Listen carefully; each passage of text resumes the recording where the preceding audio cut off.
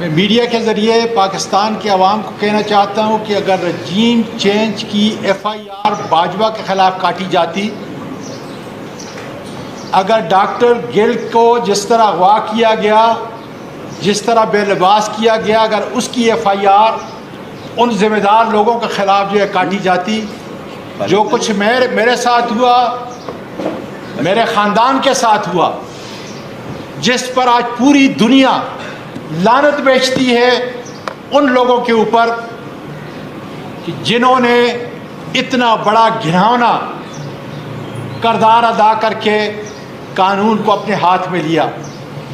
मेरी वो FIR supreme court के अंदर है और यकीन जानिए कि जब सुप्रीम कोर्ट के 5 जजेस के पास गया तो क्या कहा था कि तुम बड़े बहादुर आदमी हो, तुम्हारे साथ इंसाफ होगा। मैं सारे मीडिया से पूछता हूँ, पाकिस्तानी कौम से पूछता हूँ कि इंसाफ क्यों नहीं हुआ। इंसाफ इसलिए नहीं हुआ कि 5 जजों में से एक जज ने कहा, मैं इशारतन कहूँगा कि मैं, मेरी बीवी, मेरी बहू, मेरा दामाद, तुम बहादुर थे, खड़े हुए कौम के लिए, कौम की इज्जत और तौकीर के लिए, लेकिन मुझ में इतनी हिम्मत नहीं है। उसके बाद कांस्टेंटी अरशद शरीफ का देख लें, इमरान रियाज का देख लें, समी इब्राहिम का देख लें, आप भट्टी साहब का देख लें, कितने कितने जुल्म जो है इन्होंने ढहाए हैं, और सिर्फ इसलिए कि वो अपनी डिक्टेटरशिप पाकिस्तान के अवाम पर इमरान खान के ख़िलाफ़ इस्तेमाल करें। ये अल्लाह तेरा शुक्र है कि अगर मानसरा के लोग 8 फरवरी को बहुत बड़े पाकिस्तान के कौमी मुजरम को पहाड़ों में शिकस्त दे सकते हैं, तो ये नौशाही दीवार है कि सिर्फ और सिर्फ अवाम के दिलों पे हुकूमत करने वाला सिर्फ एक इमरान खान है और उसके ये सारे सिपाही बैठे हुए हैं। मैं रऊफ साहब पे जो जुल्म हुआ, बर्बरियत हुई, उनको कत्ल करने के लिए जो गैर कानूनी कदम उठाया गया, मैं उसकी शदीद अल्फाज के अंदर पाकिस्तान तहरीक इंसाफ के कारकुन की हैसियत से मजम्मत करता हूँ। और अगर कोई एक आदमी जो इसका ज़िम्मेदार है, उससे पूछना चाहता हूँ कि क्या हासिल करना चाहते हो आप पाकिस्तान के अवाम से? आपने क्या सबक मशरक़ी पाकिस्तान से नहीं सीखा? लास्ट थर्सडे को जब मैं खान साहब से मिला पहली मरतबा, तो खान साहब ने कहा कि आज़ाद कश्मीर में ये एक टेलर है, गंदम की एक छोटी जैसी मिसाल है कि जो हमारे किसानों के ऊपर इतना बड़ा जुल्म हुआ है, लेकिन तैयारी करें कि रिवोल्यूशन आने वाला है। और मेरा ख्याल है, मैं नबी दे रहा हूँ कि वो रिवोल्यूशन खुदा के फजल से KPK से उठेगा। हर घर, हर बेटी, हर माँ, हर नौजवान, हर बूढ़ा इन हालात से तंग है। वो अपनी हकीकी आज़ादी के लिए अपने लीडर कैदी नंबर 804 उसकी अज़मत, उसके नज़रिए के लिए अपनी जान का आखिरी कतरा तक खुदा के फजल से इंशाअल्लाह ताला बहा देंगे। और अगर 76 साल के इस बुज़ुर्ग को तुम नहीं झुका सके और न तुम झुका सकोगे, तो मुझे अपने अल्लाह पे ये यकीन है कि पाकिस्तान के अवाम को, उसके नौजवान को, उसकी बेटियों को, बहू को कभी भी नहीं झुका सकोगे इंशाअल्लाह ताला। कोई सवाल आपका जी? एक मैंने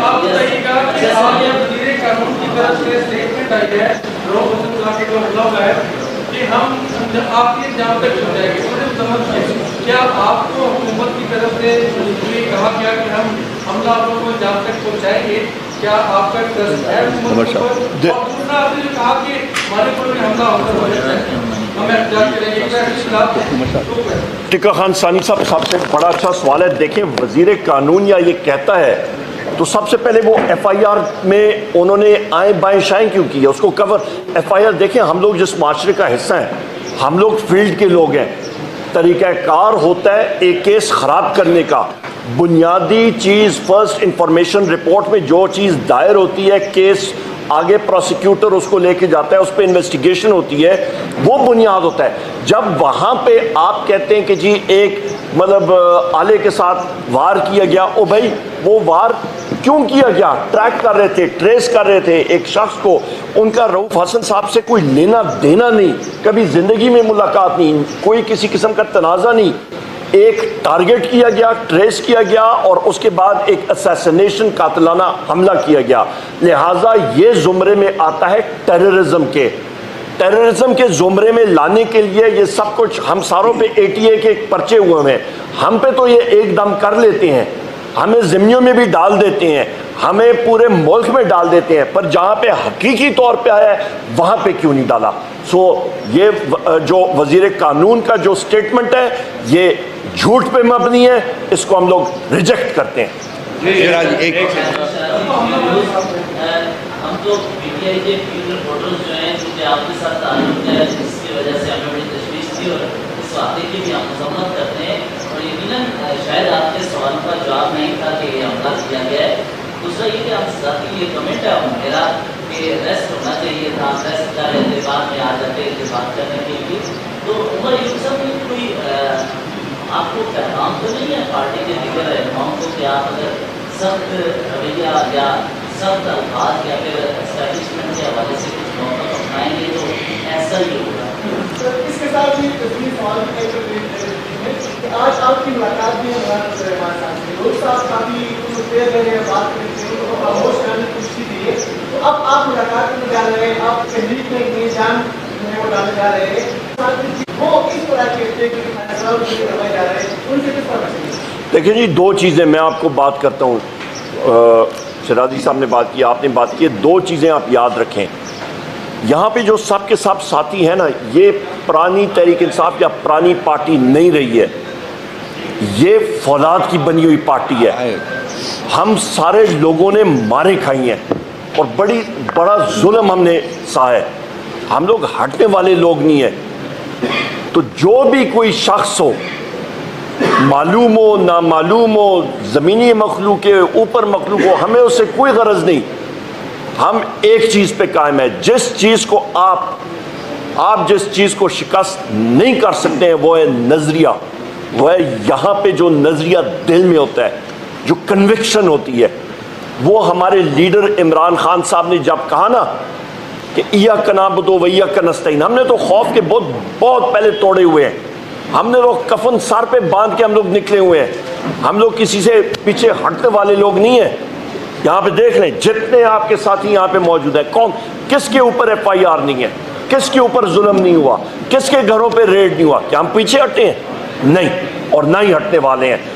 एक चीज़ गारंटीड है ज़िंदगी में, एक चीज़ जिसकी गारंटी है वो है हम सब ने मौत को चखना है, किसी ने पहले आना है, किसी ने पहले जाना है, और ये चीज़ हमारा ईमान कैसा है वो हम लोग नहीं डरते हैं इंशाअल्लाह ताला। और बाकी जी मैसेजेस हम लोग किसी का नहीं सुनते होते, ना हमने कोई परवाह है, हम लोग अपने मिशन पे कायम है और वो मिशन है हकीकी आज़ादी, आइन और कानून की पासदारी।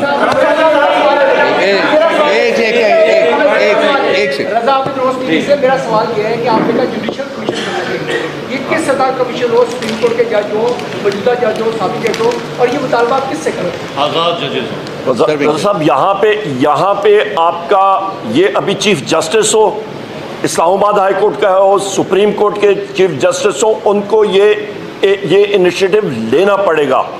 लाकानूनियत जब एक पाकिस्तान की सबसे बड़ी सियासी जुमात उसके एक सीनियर मोस्ट लीडर को, एक गुनाह लीडर को, आपके प्रेस के बहन भाइयों के साथ इनका रोजाना ताल्लुक होता है, ये अकेले गाड़ी चलाते हैं, इनके पास कोई छुरी भी नहीं होती गाड़ी में, एक ब्लेड नहीं होता, इन पे ये चीज़ हो सकती है, तो पाकिस्तान में और बिलखसूस इस्लामाबाद में दारुल खिलाफे में कोई शख्स मादिया खातून महफूज नहीं है। इनको ये इनिशिएटिव खुद लेके और सबसे पहले इसको इख्तिताम तक पहुँचा।